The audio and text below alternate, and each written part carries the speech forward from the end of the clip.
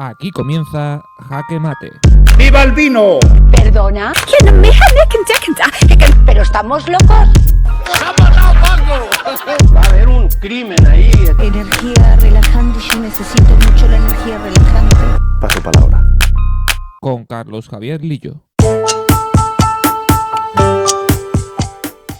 Bueno, pues hoy estamos con Daniel Ripa, que para los que no seáis de Asturias quizás diréis ¿quién es Daniel Ripa? Pues Daniel Ripa es miembro de Podemos Asturias, ha sido una figura muy relevante allí en la organización de Podemos Asturias, al que, bueno, le están complicando un poco las cosas, por decirlo así. Tiene un fuerte problema con la dirección actual del partido y esto es especialmente peliagudo porque estamos a poco más de 2 meses de unos comicios como los municipales y autonómicos. Así que ahora todos los líos internos de partidos son más peliagudos todavía. Con él vamos a hablar de su historia. Yo tampoco la quiero destripar, no le voy a hacer spoiler. Vamos a conocer su historia, cómo ha llegado hasta aquí y qué va a pasar a partir de ahora, porque además estas polémicas incluyen también a la candidata que Podemos tiene para el Principado de Asturias, que no es del agrado demasiado de la dirección del partido, pese a que ella ganó unas primarias. Daniel, ¿qué tal? ¿Cómo estás? Hola, buenas tardes. Un placer. Un placer también para nosotros. Bueno, ¿qué ha pasado? Es la pregunta que se hace todo el mundo. Es difícil de explicar, en realidad. Estamos hablando bueno, cuando hablamos de Podemos Asturias, de la que ha sido prácticamente desde el inicio del nacimiento de Podemos, ¿sí?, la organización territorial más potente de Podemos, ¿no? Estamos hablando del lugar donde en cada proceso electoral ha habido mejores resultados electorales, más cargos públicos, más extensión territorial, más participación, ¿no? Incluso en las últimas primarias estamos hablando de que en Asturias votó más gente incluso que en 2019, ¿no? Incluso que en 2018. Con lo cual, bueno, un lugar donde se ha mantenido, yo creo que un arraigo importante, haciendo alguna cosa diferente a lo que se había hecho en Podemos a nivel estatal, ¿no? Había diferentes cosas, podemos entrar luego, ¿no?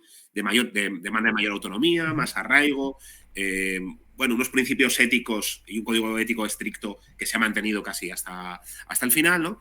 Y ahí, pues bueno, en algún momento dado, ya desde el año 2021, pues empezamos a tener unas tensiones de intento de control desde la dirección estatal, ¿no?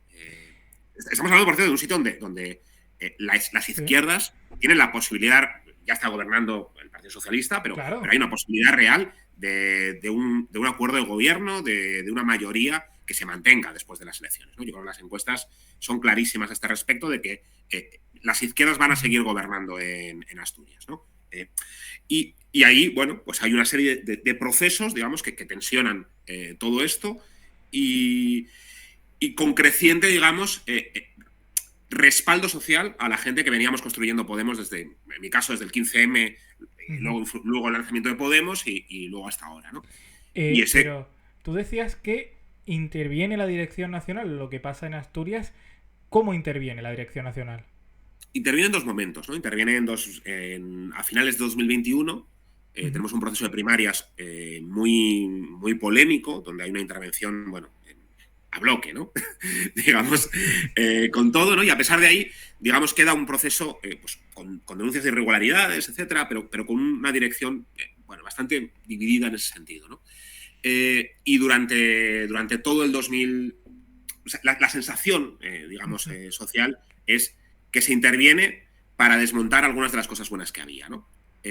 Pasan unos meses y en el siguiente proceso de primarias, que son para las elecciones autonómicas, bueno, pues se gana rotundamente, ¿no? Digamos, el grupo de gente, el espacio político que llevamos desde 2014 lanzando Podemos en Asturias, ¿no? Y se vence con un 60%. Y lo llamativo es que es el único lugar de toda España donde hay una candidatura alternativa a la dirección estatal que gana esas primarias y que las gana con rotundidad, ¿no? Y entonces lo que sucede desde entonces es un absoluto vía crucis, ¿no? Es una cosa para nosotros surrealistas. Eso, y han pasado unos 140 días desde entonces. Bueno, en esos 140 días no ha habido ni una sola publicación de la candidata electa en las primarias, ni un solo acto al que se le haya invitado, y se empiezan a fabricar expedientes de expulsión, ¿no? Que es a lo que me toca a mí, ¿no? y se realiza una serie de expedientes de expulsión con argumentos peregrinos, ¿no? Y estamos en una decena ya de expedientes de expulsión, también con una idea de tensionar la organización, ¿no? Entonces, decías, a 2 meses de unas elecciones, las cosas Sí, claro, internas claro. son... Claro, lo incomprensible es, y esto es lo que nosotros no sabemos explicar, es por qué un partido, a 2 meses de unas elecciones, se dedica a hacer campaña contra su candidata, no solo a no difundir sus actividades, no solo a no sacar un tuit o a no invitarla a actos, sino a atacarla públicamente a su candidata y a expulsar a toda la gente que impulsó esa candidatura. Bueno, pues eso es lo que está pasando en Asturias, ¿no? Es la primera vez en la historia que hay un partido político haciendo campaña contra su propio partido. Y claro, decimos, oye, esto es una locura, esto se están, digamos, el interés general, ¿no? Que sería intentar que las elecciones fuese bien, pues está siendo completamente alterado, ¿no? Esto es lo que estamos viviendo. Y decías que esto pasa, sobre todo desde finales de 2021 y luego en estos últimos 140 días, que es bajo la dirección ya de Ione Belarra, que es la actual dirigente de Podemos, la actual cabeza visible, la actual líder de Podemos. Cuando estaba al frente Pablo Iglesias, ¿habíais tenido algún problema con la dirección nacional o estaba todo tranquilo? Bueno, nosotros siempre defendimos un modelo de mayor autonomía, ¿no? Ahí nuestra lógica era que para que Podemos pudiese competir con el Partido Socialista, con el Partido Popular, tenía que ser organizaciones muy arraigadas en el territorio. No valía un modelo, digamos, de organización central donde se dirige absolutamente desde Madrid y donde tienes, digamos, estructuras muy débiles en los territorios que hacen poca competencia. Ahí lo que decíamos es, ese modelo lo que va a hacer es que al primer soplido de viento fuerte se lo va a llevar por delante, ¿no? Entonces, siempre hubo esa tensión en defensa de la autonomía, también en cuestiones éticas, ¿no? A mí, bueno, yo me acuerdo que Sí. en la propia cuestión, cuando se planteó el referéndum sobre el chalet, ¿no? Sí, Pues bueno, pues recuerdo. Nietzsche y yo fuimos los únicos que planteábamos que no estábamos de acuerdo, ¿no? Porque creíamos, y yo lo sigo creyendo, que siendo lícito a nivel personal, el mensaje que se lanzaba era una cosa que podía, bueno, chocar con algunos de los valores de las ideas que había defendido Fuerza Podemos, ¿no? Que al final somos gente como tú, ¿no? Y yo creo que se pasaba de eso a decir somos gente que defiende lo mismo que tú, que no es lo mismo, ¿no? Y bueno, eso evidentemente fue un choque y además nosotros lo mantuvimos, ¿no? Hemos sido los que hemos mantenido, digamos, el mismo límite salarial desde que entramos en el Parlamento, el mismo sistema de donaciones, etcétera, ¿no? Entonces, bueno, sí que hubo tensiones en algunos modelos de político, ¿no? Pero no necesariamente, por ejemplo, en la estrategia para política y de llegar al gobierno, ¿no? Ahí, por ejemplo, compartíamos y estamos de acuerdo con lo que se ha venido llevando a cabo desde el gobierno de coalición, ¿no? Creemos que el gobierno de coalición costó llegar y creo que la estrategia fue adecuada. Estamos en un momento donde estaban acosando todos los medios de comunicación, todos los engranajes de poder del Estado para intentar evitar que hubiese un gobierno con Podemos, ¿no? Y eso llegó hasta 4 repeticiones electorales. Bueno, pues nosotros compartíamos esa estrategia y compartimos en la gran mayoría la acción de gobierno, ¿no? Creemos que bueno, estamos orgullosos y orgullosas, ¿no? De que gracias a esa acción de gobierno pues se han subido los salarios mínimos, se ha mejorado, se ha reducido la temporalidad, se ha aumentado el dinero para la dependencia, se han ganado derechos en materia de igualdad. O sea, en eso estamos de acuerdo, ¿no? Pero, bueno, digamos, en lo que es el modelo organizativo y en esa demanda de autonomía, etcétera, pues ahí siempre ha habido más tensiones, ¿no? Y bueno, y la realidad es que el modelo, digamos, que íbamos implementando, pues ha ido funcionando, ¿no? Durante este tiempo. Y eso yo creo que era reconocido por todo el mundo en Asturias, ¿no? Y me ha chocado mucho, es algo que me parece muy curioso, que ahora que tenemos a los políticos hasta en la sopa, y es una de las quejas que os harán seguro, que el propio partido sea el que apueste por invisibilizar a su propia candidata. A mí eso me parece algo demasiado curioso. Sí, ¿no? Hicimos, yo creo que era un análisis de los últimos 600 o 700 tweets del partido, ¿no? Y no había ni uno solo, ¿no? Salía más Gabriel Rufián o otros candidatos autonómicos de otras comunidades autónomas que la propia candidata de Asturias, ¿no? Yo creo que para entenderlo tienes que entender también... yo creo que no solo como porque yo creo que la lectura fácil es decir, bueno, esto es una pelea de poder entre unos y otros, ¿no? Y yo creo que hay una diferencia ya te digo, de valores, ¿no? De lo que representa cada espacio, ¿no? Nuestra apuesta fue porque presentase, liderase esa candidatura, Covadonga Tomé, que es una pediatra de un hospital rural con 30 años de experiencia. Ella vive en Arriondas, tiene 2 hijos, es una zona rural de Asturias. Entendíamos que tenía un valor simbólico que en estos momentos alguien que no es, digamos, de un aparato de partido, claro, que es más outsider en ese sentido, que tiene su vida resuelta, que entra a la política para, porque se lo cree y para dar todo lo que tiene, ¿no? Y que además había sido como una voz moral casi durante la pandemia, ¿no? Era una de las personas que en Asturias empezó a informar de lo que estaba pasando, ¿no? Cuando había incluso falta de información, ¿no? Bueno, pues eso es lo que representa Covadonga Tomé, ¿no? Y la pregunta que nos hacíamos es, ¿puede una persona en estos momentos en Podemos o en cualquier otra fuerza política que no viene, digamos, de la estructura del aparato del partido liderar ese movimiento político? Bueno, pues nosotros pensamos que sí, ¿no? Y claro, vamos a ver cómo termina, ¿no? Pero creo que eso es bueno, ¿no? Esa defensa, ¿no? Y sí, y lo que me decías, está siendo, digamos, invisibilizada, pues sí, absolutamente, ¿no? A nivel autonómico y a nivel estatal, ¿no? Ni siquiera en los actos de presentación de candidaturas. Y esto, claro, yo creo que es peligroso, porque el mensaje que se lanzaría sería, claro, da igual que se presente a alguien que no venga apoyado por la estructura del partido, que le vamos a hacer la vida imposible, ¿no? Bueno, pues yo creo que la base de la democracia, lo que da fuerza es precisamente, y lo que hace más fuerte a un partido, es oye, que al final quien manda es la gente y lo que decida la gente eso hay que respetarlo, ¿no? Y eso garantiza unas reglas comunes, ¿no? para todo el mundo. Pero sí está sucediendo, te lo decía, ni una sola acción y claro, pues, a cualquiera que le digas que la dirección de tu partido se dedica a atacar a la propia candidata y dices, bueno, pero tú qué quieres que le vaya mal electoralmente, ¿no? Y yo me hago la pregunta, ¿es que prefieren que no haya representación en el Parlamento a que haya diputados que sean críticos? Pues eso es el espejo de lo que hay que definir, ¿no? Y lo que vamos a ver estos meses. Pero además Podemos siempre ha vendido un poco el modelo ese de personas que no son de la política, que no son políticos profesionales, que no son la casta, personas que vienen de mundos, por ejemplo, la medicina, que vienen de otros mundos. Kichi, por ejemplo, tampoco era un político. Teresa Rodríguez no era una política, lo que pasa es que luego la expulsaron. Y un poco también el modelo de las primarias de abierto todo, quien quiera ser candidato, abrimos el modelo de decisión, esto no es como los partidos que nosotros imponemos un candidato. Es un poco traicionar a su propio modelo, al que la gente se creyó y al que la gente llevó al Congreso en su momento y a las diferentes instituciones regionales y locales. Sí, y eso es lo que se está dirimiendo ahora. O sea, ¿por qué es importante? O sea, ¿por qué me haces una entrevista, no? ¿O por qué puede ser importante para Podemos lo que está sucediendo en Asturias? Bueno, pues porque solo hubo primarias aquí.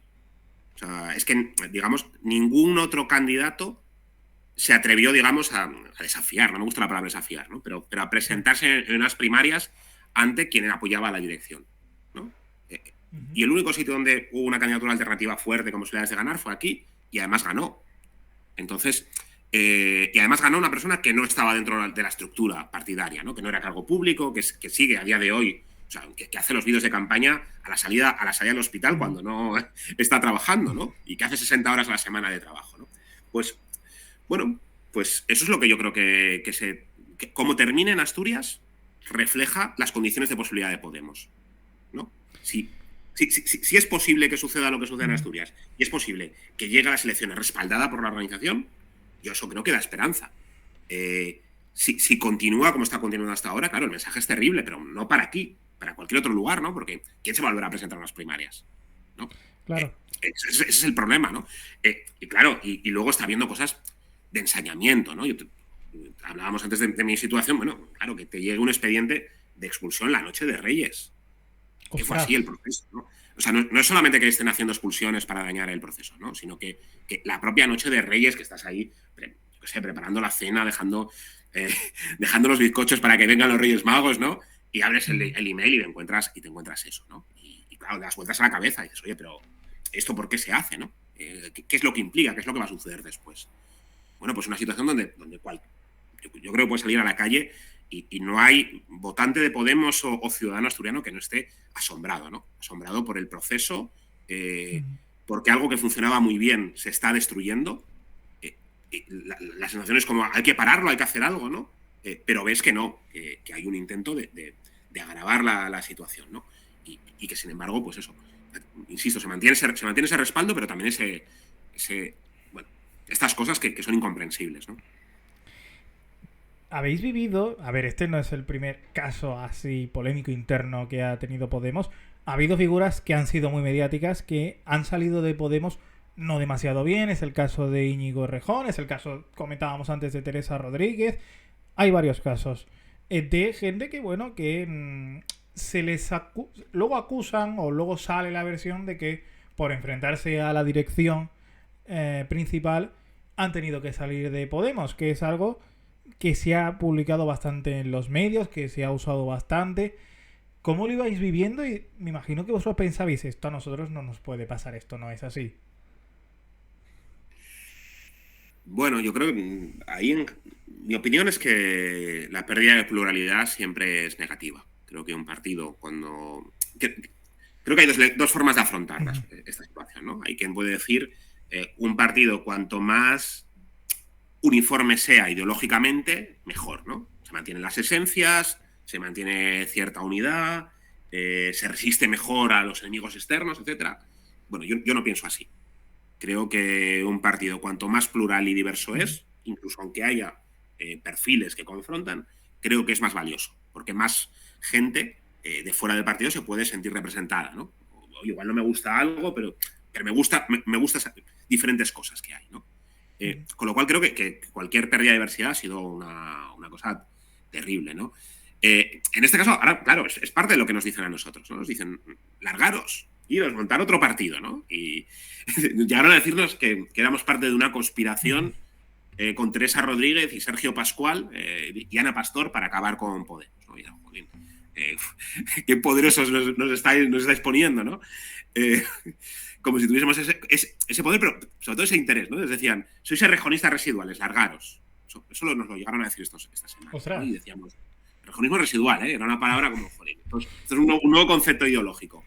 Y era, no, somos la misma gente que impulsamos o estuvimos en el movimiento estudiantil, luego en el 15M, luego en el lanzamiento de Podemos, que llevamos desde 2014 recorriendo Asturias cientos de lugares, ¿no? Que nos sigue gustando, pues, el fin de semana coger el coche, ir 2 horas a una protesta en un centro de salud en mitad de la montaña asturiana, porque creemos que hay que organizar a la gente y que defendemos unos valores que compartimos, ¿no? Y que no aceptamos lecciones de nadie de qué sí que no es Podemos. Eso sí que no lo aceptamos, ¿no? De que nadie diga, no, vosotros no sois Podemos porque no respetáis. No, mira, nosotros estuvimos desde el día 1, impulsamos esto, funcionó, logramos que en Asturias hubiese 9 diputados en el Parlamento y que hubiese 2 eurodiputadas asturianas en el año 2014 y bueno, y creo que además es una cosa que merece la pena luchar, ¿no?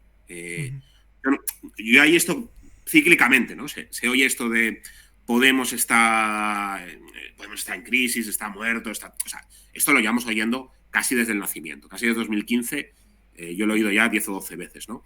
Y no creo que sea así, ¿no? Creo que se abre un tiempo donde tenemos que ir hacia frentes amplios, creo que eso es positivo, creo que tenemos que juntarnos todos y buscar la forma de hacerlo, y creo que lo que se está consiguiendo a nivel estatal en el gobierno, que es impresionante, puede ir a más, ¿no?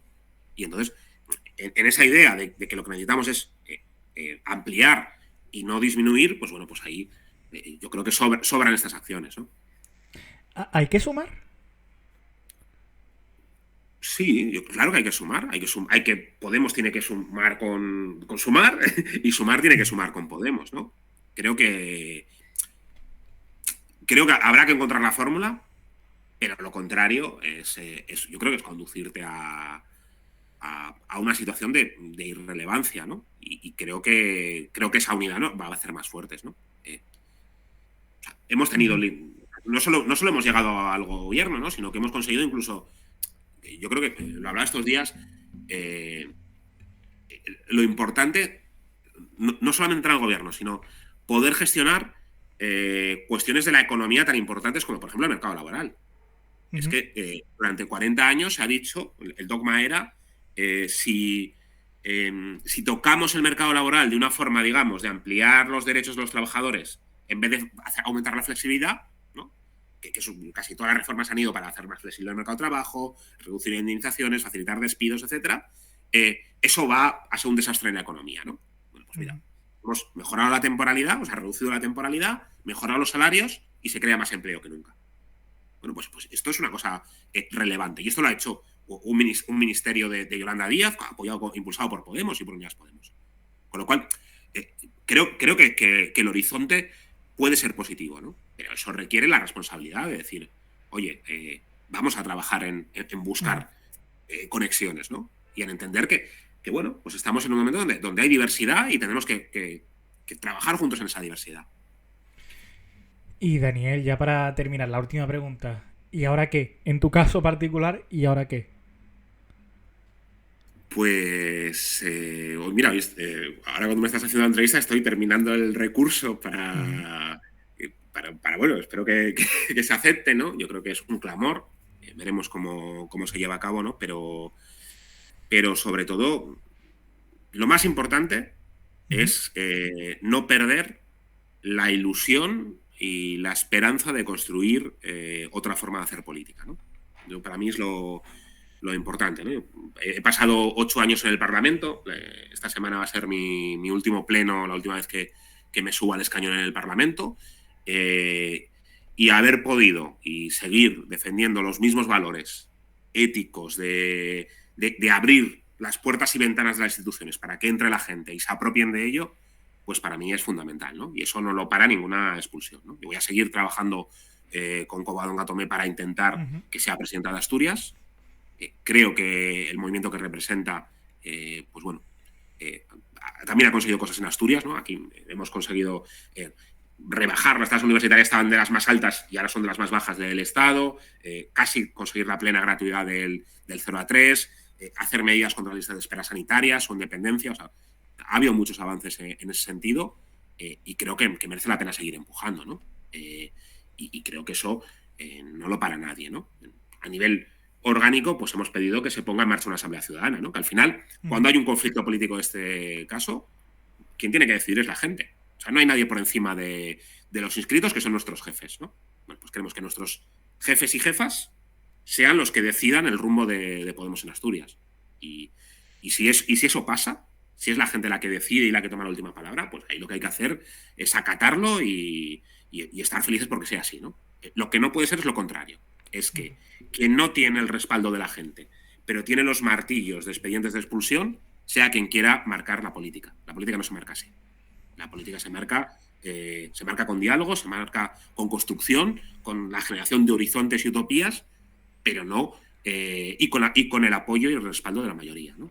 Bueno, pues eso es lo que para nosotros es importante, ¿no? Con lo cual, me decías, no nos quitan la ilusión de seguir trabajando, construyendo y haciendo lo mejor por nuestra tierra, ¿no?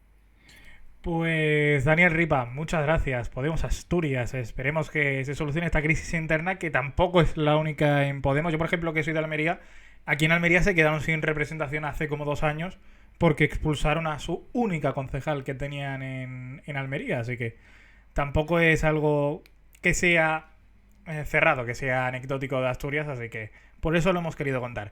Daniel, gracias de verdad. Bueno, muchas gracias a ti. Un placer.